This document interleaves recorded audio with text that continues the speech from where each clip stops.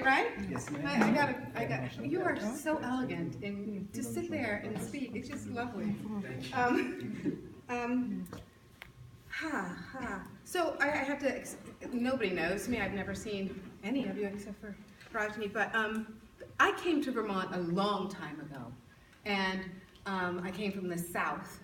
And when I told my parents I was coming up here, they were like, "Where's Vermont? It's in America?" And I was like, "Yeah, it's in America." So my dad went to the library, because back then you had to go to the library to find out about anything. And he researched, and he said, "You can't go there. It is the whitest state in America." And he grew up with lynchings. So he was afraid for me. So I had to call my parents every day when I first got here. I still call them every day because I love them, but then it was out of fear. And now I'm almost 50, and now with all that's happening in the world, I'm hearing a lot of stuff here in Vermont again. You know, when I first got here, people would say, "Come in my house." "Oh my God, I've never had a black person in my house. Can I touch your hair? Can I touch your skin?" And I was like, go for it, learn, it's all the same. So anyway, my poetry is about what's happening for me right now, and you've heard some of it, most of it, so sorry for repeating myself. So, where to start? I'm going to start, because I said no to you the first time when you asked me, and my love said, "Why are you saying no? Your words have been in your head for years, and you just started sharing them with people. Why are you sharing them now, if not to be heard?" So I'm here to be heard. So this is for Tom Sawyer, King of the Wild Frontier. I am his wild frontier. It's called Set the World to Singing. Lover mine, weep not your sorrows, but sing them. Lay down in lyric your worries and woes. Wrap your rage at the atrocity of man in songs. War paint your pain in prose. Name the oppressors and all their wrongs. Oh, lover mine, set the world to singing. With truth's bloodied tune, topple their tower of lies. Retribution's anthem is coming soon to open their great-grandchildren's eyes. Lover mine, you set the world to singing. Till their airs hum with inherited disharmony. Retributions sung for the salvation of the people's stolen lands. Lamentations rung for all that is lost and can never again be. A legacy built with the red man's blood on the backs of the enslaved African. Lover mine, weep not your sorrows, sing them.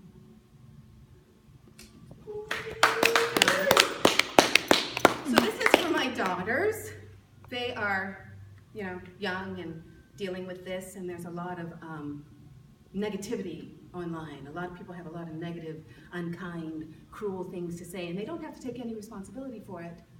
So this is called Ode to Little Bitches with a Nod to the Dickless Wonders of the World. Back in the day, when little bitches had something to say, they hissed behind fans, eyelashes battened, whispers thinly slicing, tongues lazily lapping at the sacrificial lambs their gossip had fattened. Standing close, lips to ear, licking out lies to those who chose to hear. Little bitches' opinions around and around would waltz into truth. When at last unmasked as false, the differences often as lost as youth. Today's little bitches, so full of, less than grace, don't like to talk their shit face to face. Fans of hiding behind the First Amendment, their American right. Today's little bitches spew, wielding social media with all their petty spite. Citizens of a self-important nation surfing the web on a wave of emotional masturbation. Today's little bitches have friends. They are liked. They've been viewed. Any wonder their self-scope is so skewed? The words I drop will not make them stop. Me, like cream, I rise to the top. whipping me with auto-corrected words they write, fluffs me up, sweet and light. Whip me harder, I turn to butter, and everything I touch just gets that much better. In my world, little bitches have no importance, so let them Twitter, tweet, and Instagram their own impotence. My words I speak, my truths, I own them. Hence, my Hancock on each and every poem. Dickless wonders rocking back and forth on front porch forum, circle jerking their opinions like it's no-in. Hashtag, little bitches, your O-face is showing.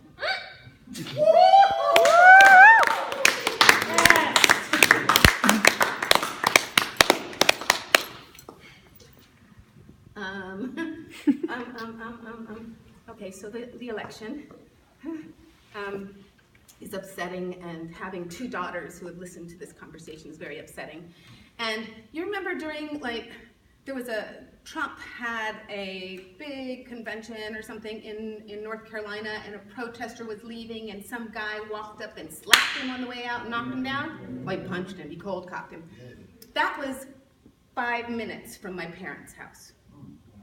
And those are the people that live around my parents, the guy cold cocked. So they're all very angry right now. So this is Poor White Man. Let me do my eyes closed, sorry. Everybody's talking about poor white man. Can't find a job, such frustration. Neighborhoods gone to hell from addiction. Deep in debt, the humiliation. Grown children back at home can't pay tuition. Him got problem after problem with no solution. Can't sleep at night, must be the tension. No money for the doctor or him prescription. Finds some relief from self-medication. Still, him can't catch a break 'cause him Caucasian. Everybody's talking about poor white man. Blames the brown man for his situation. Build a wall, nice and tall, stop immigration. Brown and black, send them back. End the occupation. Move Muslims to a camp of concentration. Put persons of interest to interrogation. Torture is a means of getting information. Might is always white is him justification for solving all him problems with homogenization. Everybody's talking about poor white man, afraid of being the minority of him own nation. Nothing's been the same since desegregation. Life just ain't fair with affirmative action. Woman forgot her place back in the kitchen, and him children are exploring their gender identification. Poor white man. But no worries, him got cause for celebration. The rich, angry man with the orange complexion is promising to be him salvation. All him ask from he is genuflection. Everybody's talking about poor white man offering up our nation in prostration.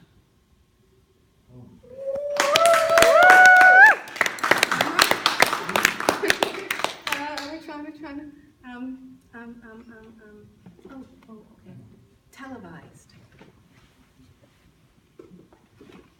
This is, I explain this. So I remember we had a number of shootings occur, and then we had some cops shot, and I was at a construction site, and everyone knew the name of the cops, how many children they had, where they were educated. They knew everything about them, but they couldn't name one of the men who had been shot by cops. And I found it disturbing and upsetting, and so I wrote this piece called Televised. Watching nightly news on the TV. Another brother downed. Tragedy ain't part of my reality. No skin off me. The whole world's gone crazy, I swear, with no humanity to spare.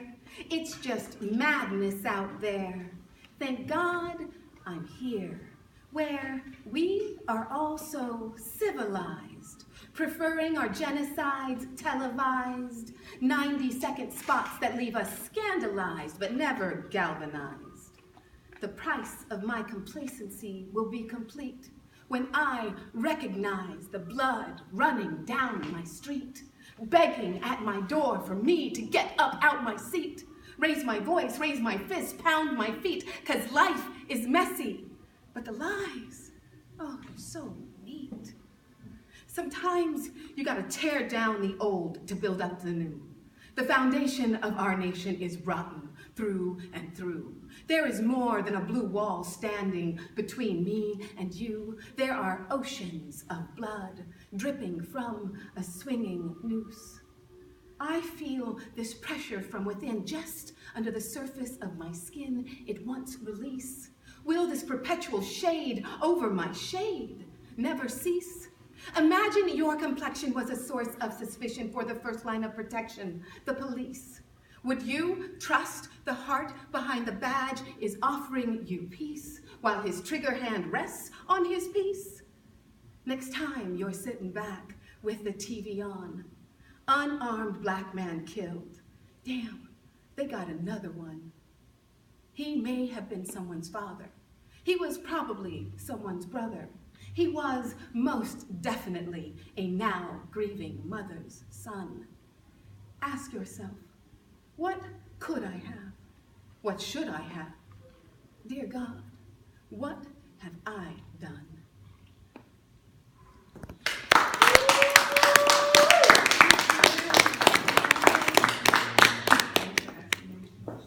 Please give it up once again for Ellen Metcalf.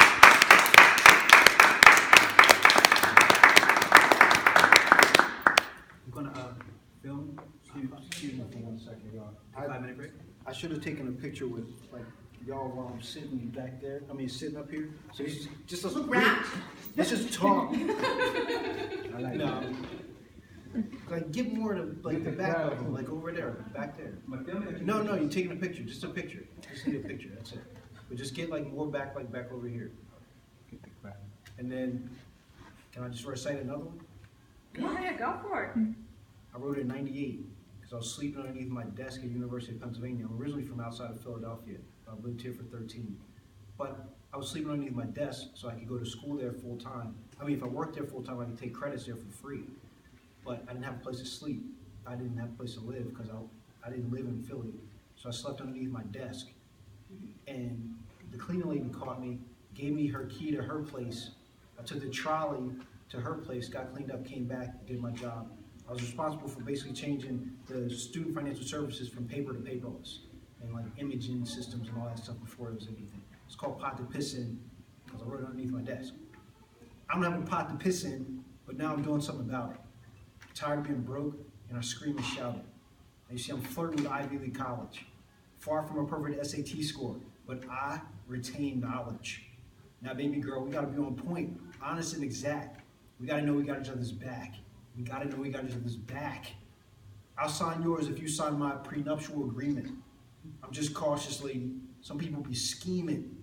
Ain't trying to go out like Trump, Gumble, and now finally Jordan. I used to rock on my feet, and I still can't afford them. Human, so I'm hurting and helping myself at the same time. It's also the reason why I write these rhymes. Now I take my hat off to y'all who freestyle, but my mother told me to think before I speak, so every word is like running a mile. Hate the fact that people on financial aid must fit a profile. Paperless offices waste the most paper. Now I'm jumping from idea to idea like your neighborhood caper. I want to work and sacrifice now and chill in life later. I was born a passive-aggressive guerrilla businessman. I being paid the bills, but I want more land. Wish spending money was my only bad habit. Can't help but want to live above average. Start my own business, in God I trust. Won't be money mismanagement, like that Enron stuff. Compare me to a bear waking from hibernation. I've slept enough. Getting paid for my thoughts? That would be quite plush. I want the fortune, not the fame, so I'm not in a rush. I want to walk my children to the bus without a fuss. Have my lady in Africa watching hippopotamus. Radio ready, these rhymes, I don't cuss. Have you seen how he switches subjects? His style is outrageous. I'm not idea virus. My words are contagious. That was bigger than us, so stop the